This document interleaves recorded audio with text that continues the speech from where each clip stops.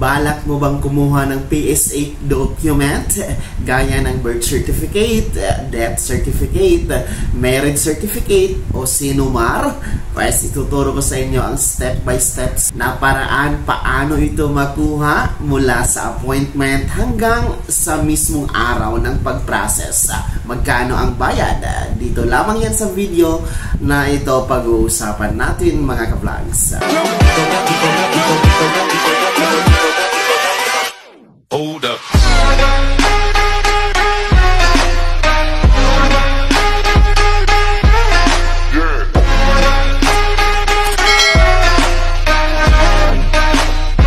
Hello mga ka-vlogs! Welcome dito sa aking YouTube channel. Magandang araw po sa lahat ng mga manonood. Saan po kayong dako sa mundo? Kumusta kayo mga ka-vlogs?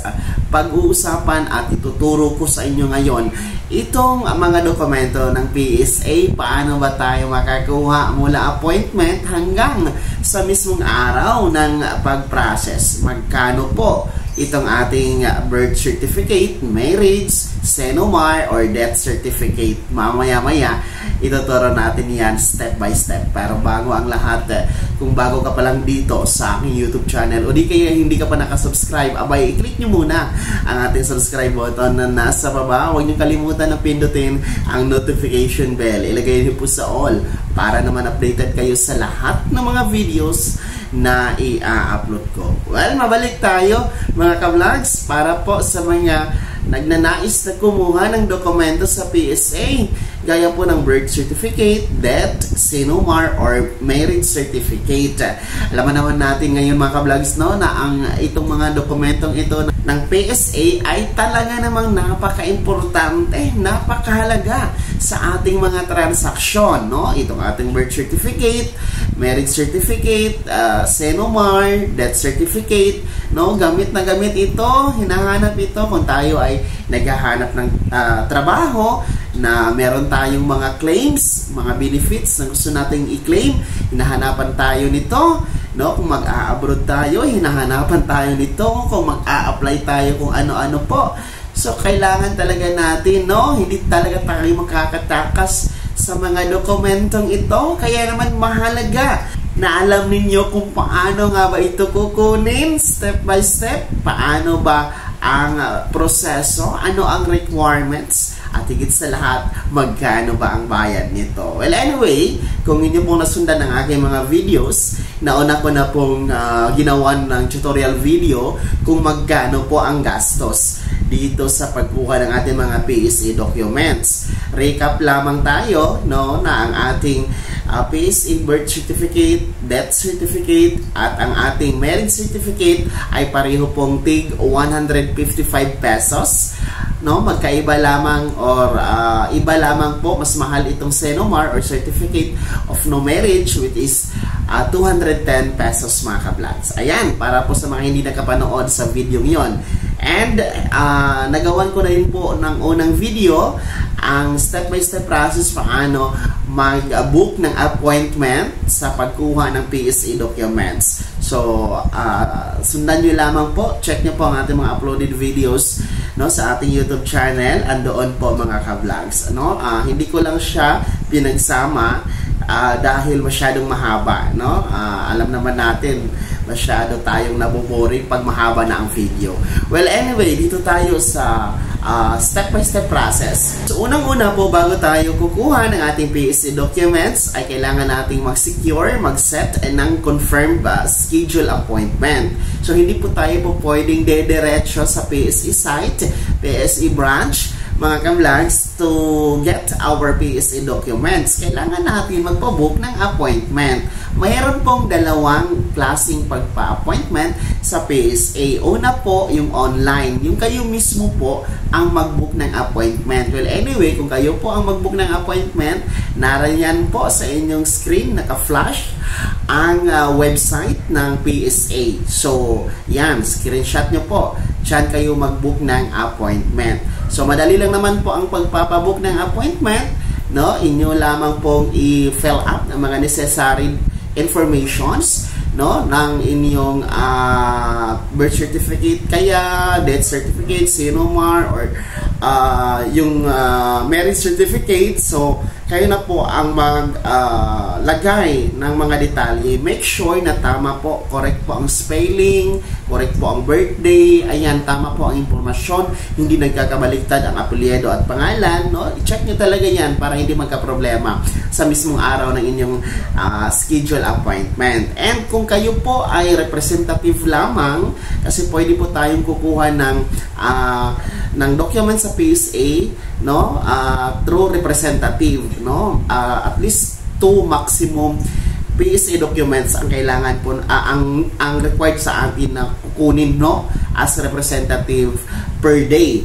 So kung kayo po ang kukuha ng kung representative po ang kukuha ng PSA documents, kailangan po nakapangalan sa kanya yung appointment schedule, no, dahil hindi po pwedeng ipangalan doon sa dokumento na kukunin o kukunan niya. Dapat kung sino yung kukuha, no, kung representative po siya talaga ang nakalagay sa appointment schedule para hindi po magka-problema, ha, mga kablog, sa mismong araw ng schedule appointment.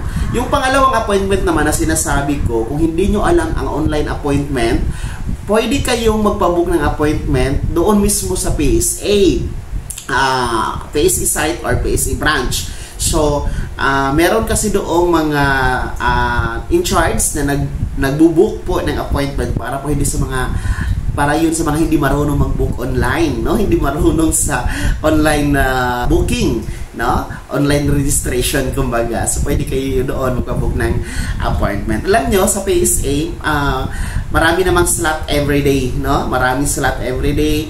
Depende po yan sa availability ng slot. Pero gaya dito sa Davao City, kahit marami pa akong kumukuha, everyday meron talagang mga available slots. So madali lang talaga ang pagbabook ng appointment.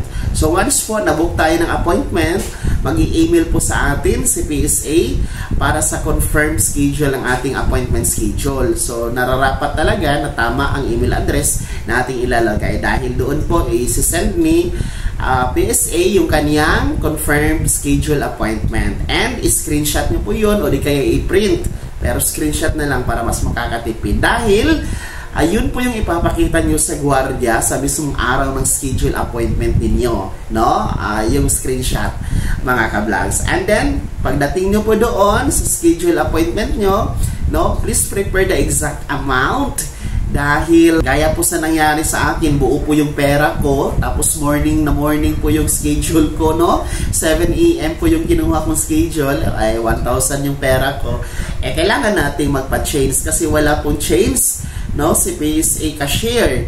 So talagang exact, no? Uulitin ko, ang birth certificate, marriage, and death certificate is 155 pesos, and yung Sinumar po ang 210 pesos. So exact amount. And don't forget to bring your valid ID. Much better po ang national ID. Basta any valid ID pwede po, pero mas okay talaga ang national ID kasi PSA naman po yun, mga ka-vlogs. So after nyo pong bigyan ng number, ay ang next step ay magbabayad na kayo sa cashier. So pipila po kayo. After po sa cashier, ay bibigyan ulit kayo ng number ng cashier and yung resibo ng bayad ninyo. And yung number na yun ay i-check nyo po, abantayan nyo po na lalabas sa monitor screen, no? Sa screen po na nakakabit po dyan sa harapan ng mga counters ng PSA, mga ka-vlog. So once na nag-appear na po yung number nyo sa screen, pwede na kayong lumapit sa releasing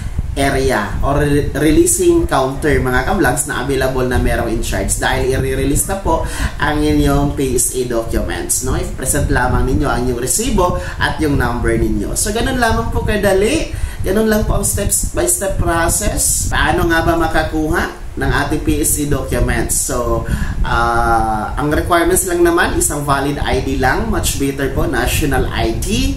And ulitin ko yung bayad, ang birth certificate, death certificate, the marriage certificate is only 155 pesos, and the Sinumar or certificate of no marriage is 210 pesos. So yun, sana'y nakatulong po ito sa inyo, mga ka-vlogs, sa inyong pagkuha ng dokumento. Bago ako matapos sa video na to, kung gusto niyo po sumuporta sa aking YouTube channel, maaari niyo pong i-click ang ating subscribe button na nasa baba. Sa mga gusto maging miyembro, pwede po i-click niyo po ang ating join button, maraming perks dyan mga ka-vlogs. Be my member now. Sana naging gabay ang video na to. Ito paano na pag-uusapan natin ang mahahalagang bagay-bagay. Gaya nito, mga PC documents natin na magagamit natin sa ating mga transaksyon, mga ka-vlogs. Kung hindi ka pa nakasubscribe dito sa aking YouTube channel, maaari nyo nang i-click ang ating subscribe button na nasa baba. Huwag nyo kalimutan na pindutin ang notification bell. Ilagay nyo po sa all para naman updated kayo sa lahat ng mga videos na i-upload ko. Maaari nyo ding i-like ang video na to. At kung meron ka pang mga katanungan, maaari nyo i-komento sa comment section na nasa baba. Paki-follow na din po ang aking official Facebook page na nasa screen nyo. Muli po, ako si Daniel Timpawa na nagsasabing dito sa aking YouTube channel, bawang katotohanan at lahat totoo lamang.